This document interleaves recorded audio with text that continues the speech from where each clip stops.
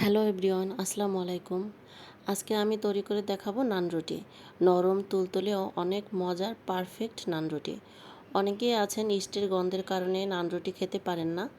আজকে ইস্ট ছাড়া ঘরোয়া উপায়ে কিভাবে নান রুটি তৈরি করা যায় সেটাই আপনাদের সাথে আজকে শেয়ার করব।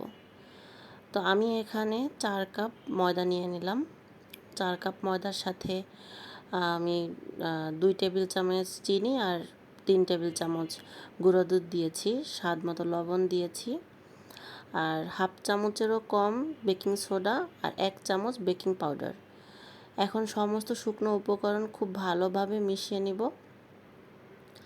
এবার এখানে 3 টেবিল চামচের মতন তেল দিয়ে দিব। তেলটা দিয়ে খুব ভালোভাবে হাতে আস্তে আস্তে মেখে নিতে হবে। যদিও এটা অনেকেই করতে পারেন, আমি একদম পারফেক্ট রাঁধুনি না, আমার থেকেও ভালো রান্না অনেকেই করতে পারেন। তারপরেও আমি যেভাবে করে থাকি জাস্ট সেটাই আপনাদের সাথে শেয়ার করা।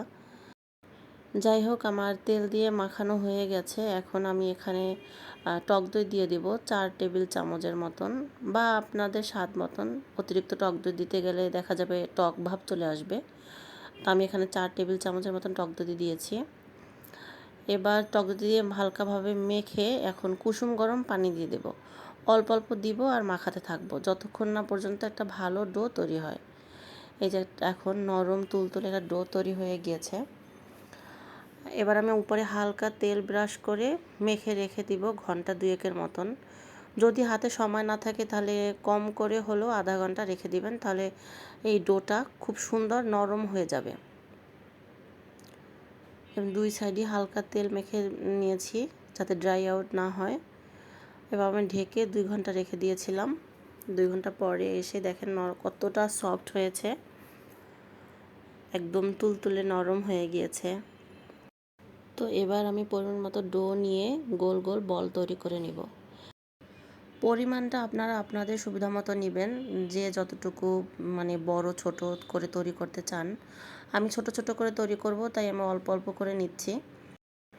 তো এভাবে করে আমি সবগুলো বল বানিয়ে নিচ্ছি।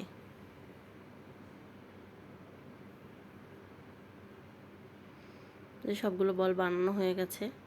এবার আমি রুটি বেলে নেব। আমি অর্ধেকটা দিয়ে করছি, বাকি অর্ধেকটা রেখে দিব। এটা দিয়ে আমি এবার পিৎজা তৈরি করব।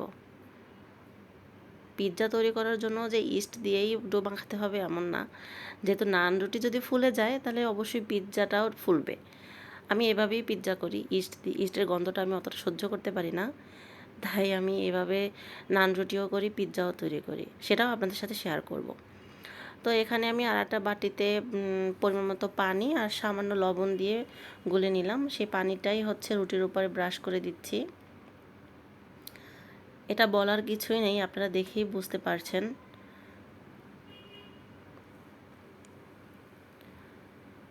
এই পানিটা দেওয়ার কারণ হচ্ছে যাতে যেই তাওয়াটায় আমি রুটিটা ভাজবো সেই তাওয়া থেকে যাতে রুটিটা পড়ে না যায়।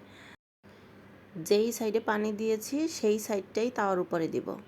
তাওয়াটা খুব ভালোভাবে গরম করে এবার হচ্ছে রুটিটা সেখানে দিয়ে দিলাম, তারপর ঢেকে দিব।